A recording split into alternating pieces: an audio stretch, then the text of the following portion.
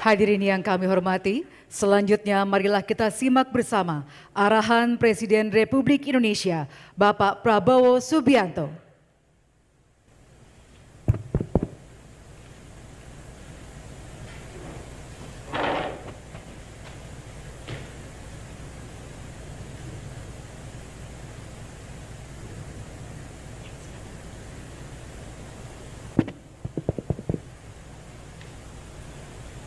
Bismillahirrahmanirrahim. Assalamualaikum warahmatullahi wabarakatuh.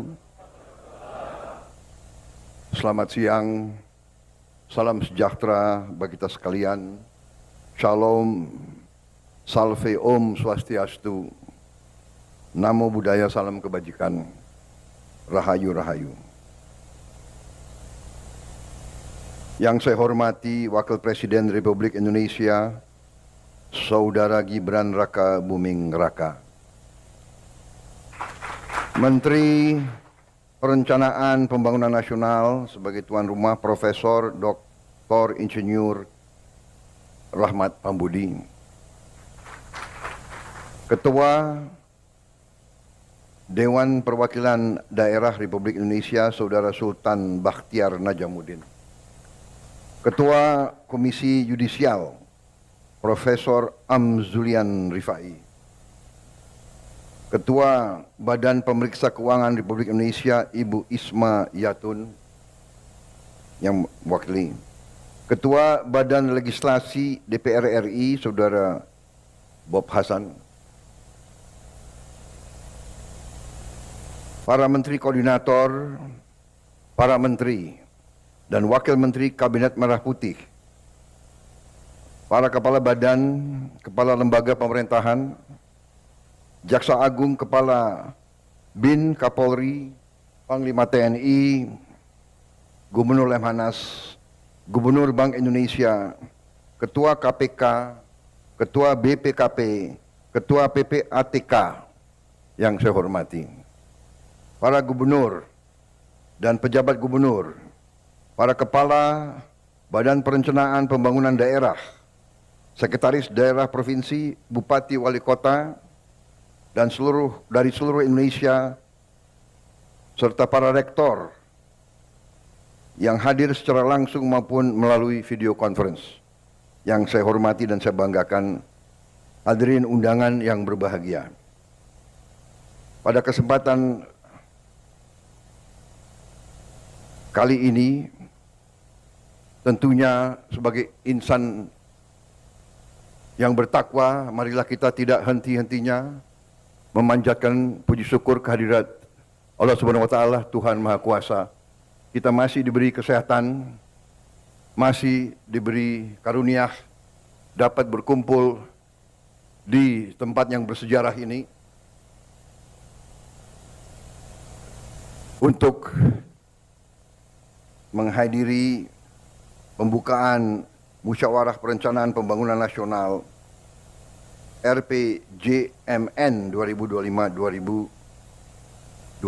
Rencana Pembangunan Jangka Menengah Nasional. Dalam kesempatan kali ini saya ucapkan terima kasih kepada Kepala Bappenas dan seluruh jajarannya, serta seluruh gubernur dan kepala Badan Perencanaan Daerah, Pembangunan Daerah yang telah bekerja keras menyusun dan menghasilkan rencana pembangunan jangka menengah ini. Saudara-saudara sekalian, dalam hidup bernegara ada beberapa filosofi bernegara yang bermuara kepada faham ekonomi.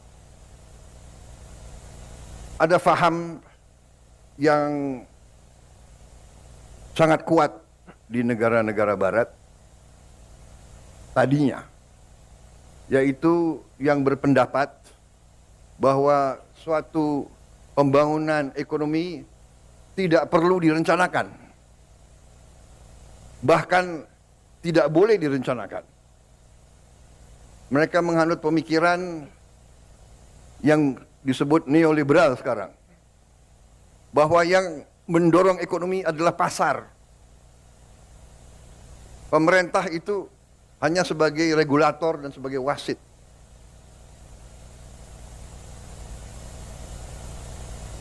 Bangsa Indonesia dalam Undang-Undang Dasar 1945, pendiri-pendiri bangsa Indonesia tidak menghanut faham itu. Pendiri-pendiri negara ini menghanut faham bahwa perekonomian disusun atas dasar azas kekeluargaan.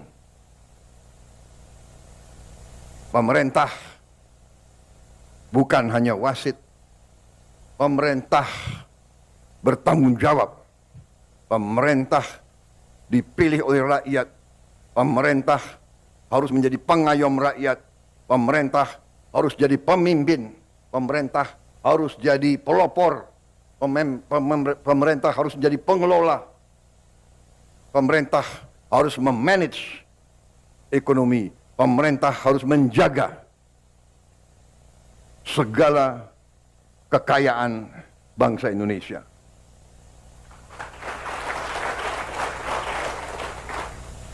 Saudara-saudara, dalam pemahaman ekonomi yang kita sekarang wajib dan pantas untuk menyebut ekonomi kita ekonomi Pancasila. Bahwa ekonomi Pancasila itu adalah penggabungan antara yang terbaik dari pemahaman pasar bebas, kapitalisme, yang terbaik dari ekonomi yang direncanakan, planned economy. Itu Pancasila. Antara pasar bebas dan antara ekonomi yang direncanakan. Bahwa Presiden pertama membuat rencana pembangunan semesta 8 tahun. Kemudian Presiden kedua melanjutkan dengan rencana pembangunan 5 tahun. Bahwa kita berdiri di gedung ini, gedung Bappenas, ini mengingatkan kita bahwa ekonomi kita harus kita berpegang teguh. Ekonomi kita adalah ekonomi Pancasila, ekonomi yang berazas kekeluargaan. Bahwa kita masih teguh, masih berpegang bahwa pembangunan harus direncanakan. Kita mengerti dan kita paham bahwa belum tentu rencana yang terbaik mencapai sasaran 100%. Tetapi azas kehidupan bernegara mengajarkan kepada kita tanpa perencanaan kita tidak tahu arah yang harus kita lakukan. Dalam setiap organisasi, dalam hidup swasta, dalam korporasi pun harus ada perencanaan. Karena itu jelas bagi setiap pemerintah kita diarahkan oleh pembukaan Undang-Undang Dasar Negara Republik kita 1945. Kita diarahkan tujuan nasional yang ditetapkan oleh pendiri-pendiri bangsa kita, yang mendirikan bangsa ini melalui suatu pengorbanan, suatu perjuangan.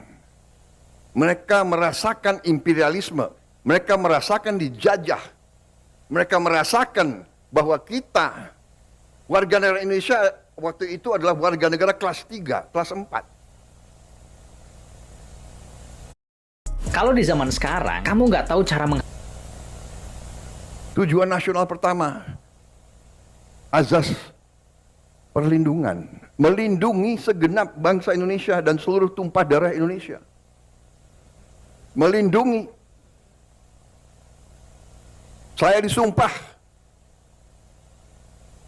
Saudara Wakil Presiden disumpah untuk menjaga, menjalankan Undang-Undang Dasar. Saya harus melindungi, pemerintah yang saya pimpin harus melindungi segenap bangsa Indonesia dan seluruh tumpah dari Indonesia. Dan saudara-saudara sebagai bagian dari pemerintah, saudara-saudara sebagai anak bangsa Indonesia, di bidang masing-masing, di eselon masing-masing, punya tanggung jawab untuk menjalankan Undang-Undang Dasar ini. Kita harus melindungi rakyat kita. Melindungi dalam arti yang lengkap, dalam arti komprehensif, dalam arti yang menyeluruh. Melindungi secara fisik. Melindungi secara fisik artinya rakyat kita harus cukup makan.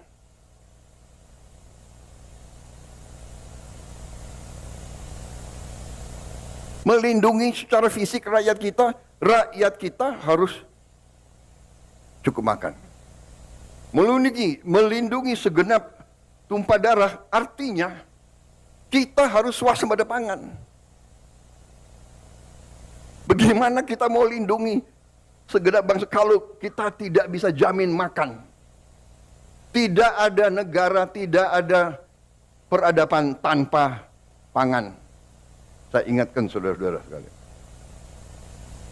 Mari kita kembali ke dasar pengetahuan. Jadi perencanaan pembangunan nasional ini penting. Tetapi dasar-dasarnya saya kira menjadi acuan bagi kita. Baru sesudah kita lindungi, tentunya setelah kita menjamin fisik daripada rakyat kita menjamin juga sumber-sumber kehidupan rakyat kita.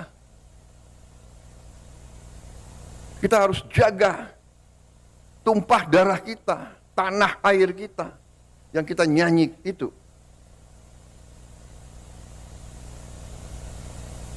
Memajukan kesejahteraan umum, perintah Undang-Undang Dasar, mencerdaskan kehidupan bangsa, dan kita ikut melaksanakan ketertiban dunia. Kita juga berperanan, tapi bagaimana kita berperanan kalau rumah kita tidak beres? Kalau dapur kita tidak beres? Jadi saudara-saudara, ini penting saya sampaikan karena upaya kita untuk swasembada pangan dan swasembada energi ini adalah dasar kedaulatan. Dasar kedaulatan. Begitu kita menjamin swasembada pangan kita, dan insya Allah dalam beberapa tahun kita menuju swasembada energi, harus ya, karena ada budaya di bangsa Indonesia ini saya perhatikan ya, segelintir tentunya, tapi kadang-kadang segelintir orang-orang yang menganggap dirinya pintar, selalu meragukan kemampuan bangsa Indonesia, rasa rendah diri,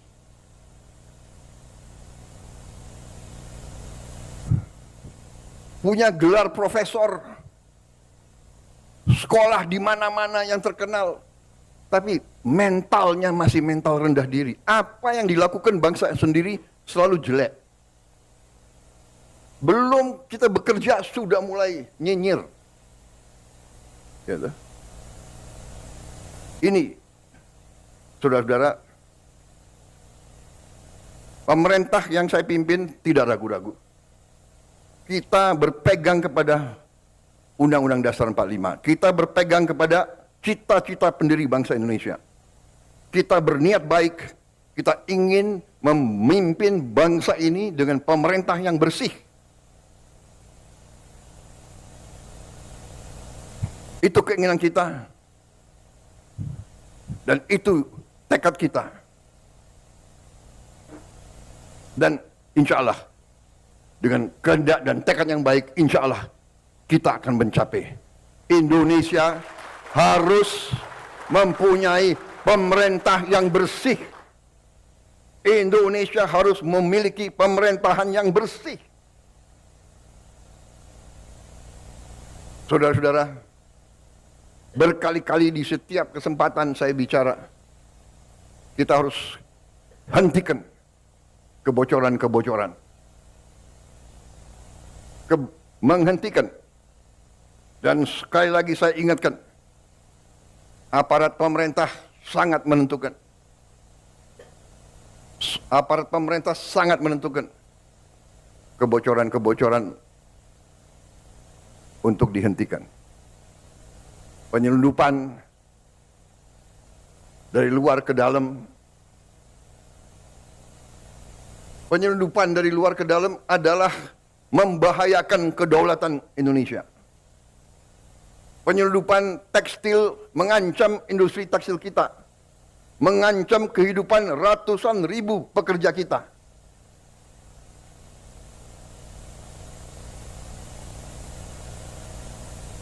Saya nanti akan cari ahli-ahli hukum, apa wewenang yang bisa saya berikan kepada aparat. Apa kapalnya ditenggelamkan?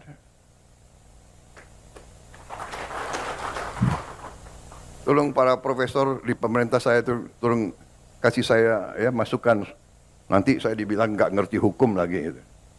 Tapi kalau dia mengancam kehidupan rakyat Indonesia, kalau perlu kita tenggelamkan kapal-kapal itu. Dan saya mohon ya, kalau sudah jelas melanggar, jelas mengakibatkan kerugian triliunan, ya semua unsurlah. Terutama juga hakim-hakim ya, vonisnya jangan terlalu ringan lah.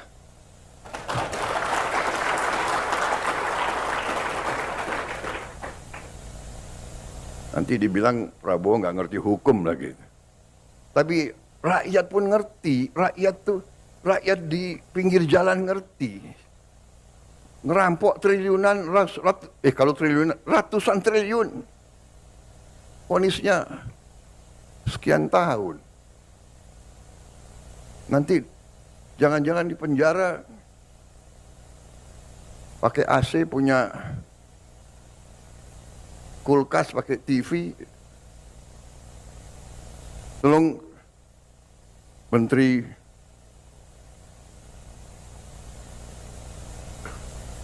Pemasyarakatan ya, Jaksa Agung ya. Naik banding nggak? Naik banding ya? Naik banding. Vonisnya ya 50 tahun begitu kira-kira itu.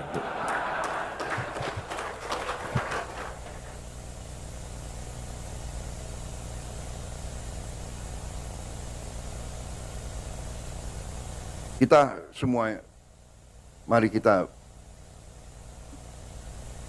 kembali ke jati diri kita, kembali ke 17 Agustus 45, cita-cita pendiri bangsa kita. Saya tidak mau nyalahkan siapapun, ini kesalahan kolektif kita. Mari kita bersihkan. Makanya saya katakan, aparat pemerintahan kita gunakan ini untuk membersihkan diri, untuk membenahi diri sebelum Tahu